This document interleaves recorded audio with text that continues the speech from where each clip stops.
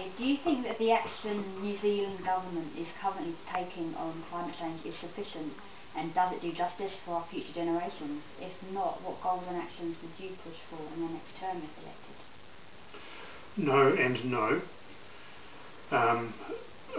Put briefly, the extent of the New Zealand government's actions are an emissions trading scheme that is supposed to be a cap and trade system that has no cap.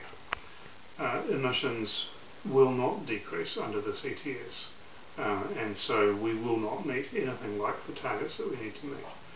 So, I mean, my preference actually is for a carbon tax. I'd like to see a carbon tax because it's a very direct price signal to consumers as well as to those involved in the supply chain, and I think that's a prerequisite, but there's also a whole lot of regulatory change that we can make as well. And some of the things that the government did in this term was that they repealed the regulations that we had introduced under the last government around biofuels, for example. And so instead of requiring all fuel suppliers to provide a certain proportion that would be biofuels, they scrapped that, and then they provided kind of a less direct financial incentive for suppliers to become involved in biofuels. And surprise, surprise, that hasn't worked as well. Actually, we do not have time for that kind of ideological intervention, which is purely what it was. We need to do whatever it takes to actually reduce emissions as we need to. Just a question.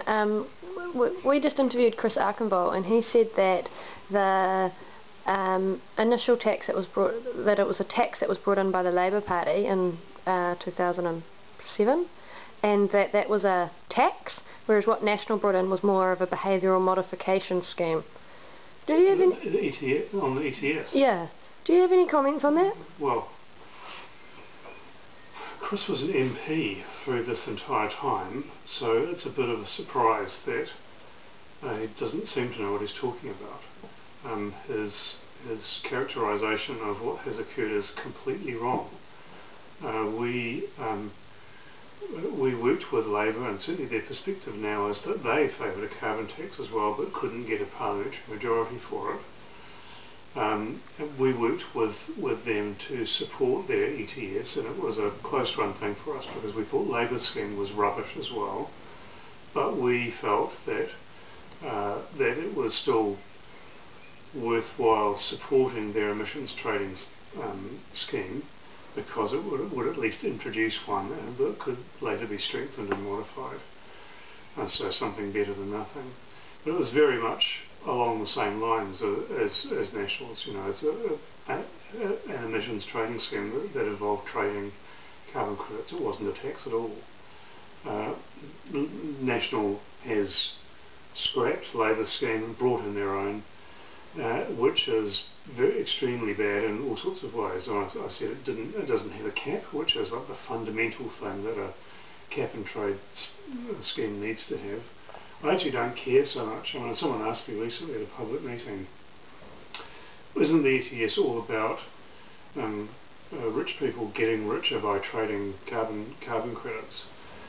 And I said, well, actually that is one of the consequences of the way that the scheme has been set up, but I am not primarily concerned with that. If that was how it worked, but it achieved reduction in carbon emissions, I'd still be okay with that, because reducing carbon emissions is actually our goal, but it doesn't do that at all. In fact, probably carbon emissions will increase, because there's no reason. All of the targets that are set in the ETS are intensity targets. So an industry can become more efficient at what it does, so actually per unit of production emit less carbon, but then have more units of production. So actually, in a net way, emit more carbon and still meet the requirements of the targets. So in all sorts of ways, I mean, the huge incentives that National is providing to the biggest polluters I mentioned that New Scientist article of the 4 degrees warmer world, which is a place that no one would want to live in, that's the world that New Scientist is predicting is likely to be the case based on our current trajectory around inaction on climate change. Well, at the same time that basically uninhabitable world comes about at the end of this century, under national scheme, we will still be providing subsidies to carbon emitters. So at every level, national scheme fails.